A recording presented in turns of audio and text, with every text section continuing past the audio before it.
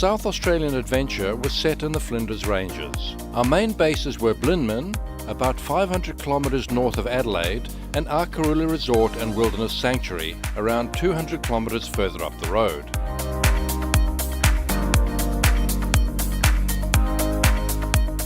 The Flinders are composed largely of folded and faulted sedimentary rock, some 600 million years old, pushed up several hundred metres above present sea levels by gigantic forces.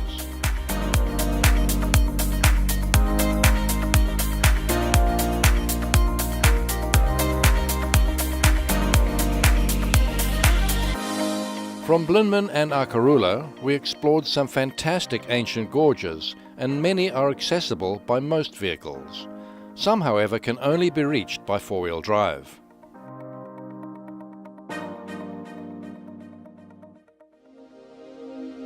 We crossed a lot of dry creeks, where there is an abundance of very old red river gums that have found a way to survive the incredibly harsh environment.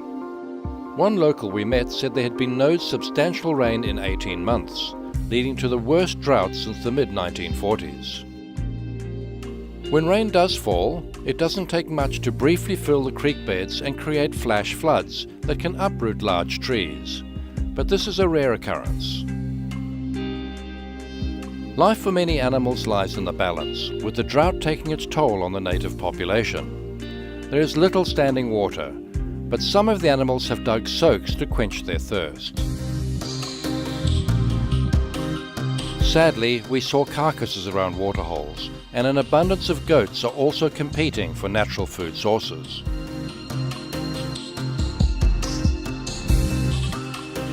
The Flinders Ranges offer spectacular scenery as soon as you enter the area, and much is easily accessible by most vehicles. Some highlights are located off the beaten track on rough dirt roads and requires a dedicated four-wheel drive vehicle. We appreciated the friendly locals who recommended areas of special interest to us, and also provided the latest information on road conditions.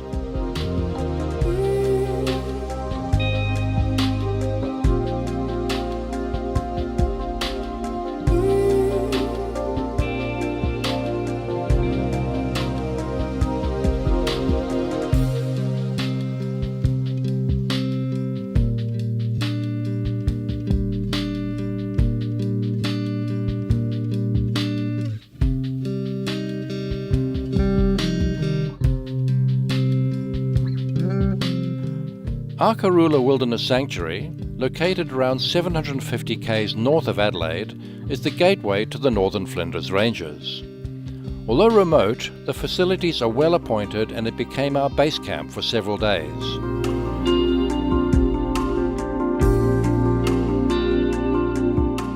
We were treated like family by owner Doug Sprigg and his friendly staff Maggie, Emily and Large, who made our stay something really special. Each day, Maggie would make us a surprise packed lunch for our day's outing, as there are no shops for many kilometres. One of the most remote locations we visited was Lake Frome, a 100-kilometre long dry salt pan southeast of Arkaroola. This area is below sea level and just 40 kilometres from Arkaroola. We chose a scenic route of almost 200 km, which made it a full day's return trip.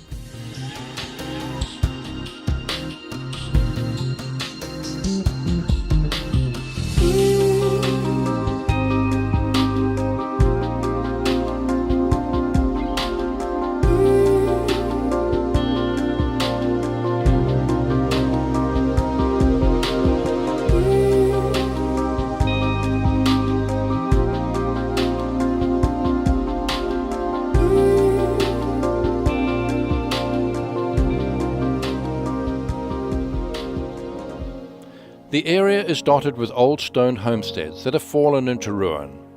Life in this region is harsh, with summer temperatures reaching up to 48 degrees Celsius and winter evenings falling well below freezing. It takes a special type of person to live here, and many just gave up.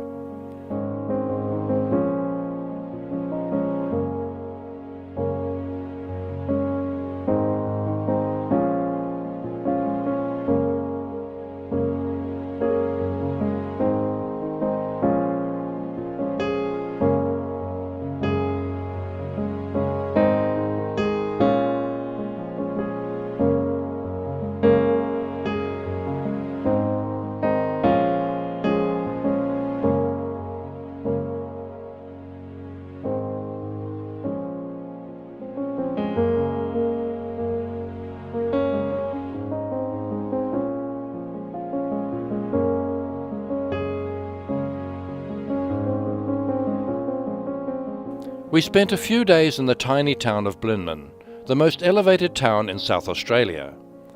The discovery of copper by shepherd Robert Blinman and the subsequent mining venture established the town in 1862.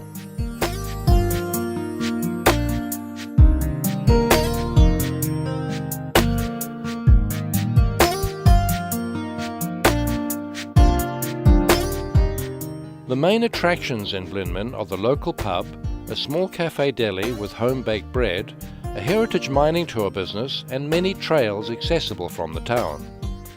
The North Blinman Hotel, or the Pub in the Scrub, is a place for a great meal and assorted beverages.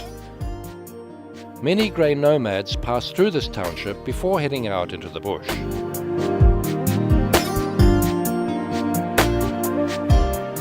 Our great outback adventure concluded in the township of Corn.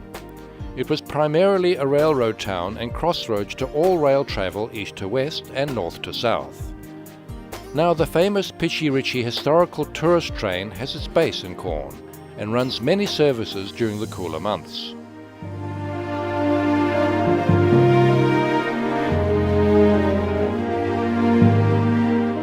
We enjoyed a wonderful meal at Emily's Bistro, a converted department store with all the original fixtures and fittings from the 1940s. The decor was like stepping back 70 years in time. However, the food was definitely 21st century and one of the best meals experienced during our outback adventure.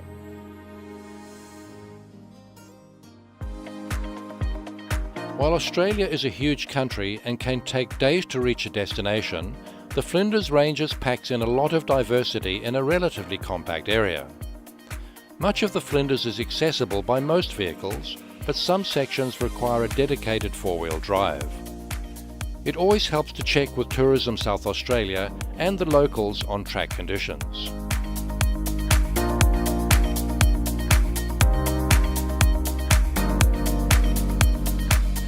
We hope you enjoyed some of the wonderful scenery that we've experienced on our South Australian outback journey.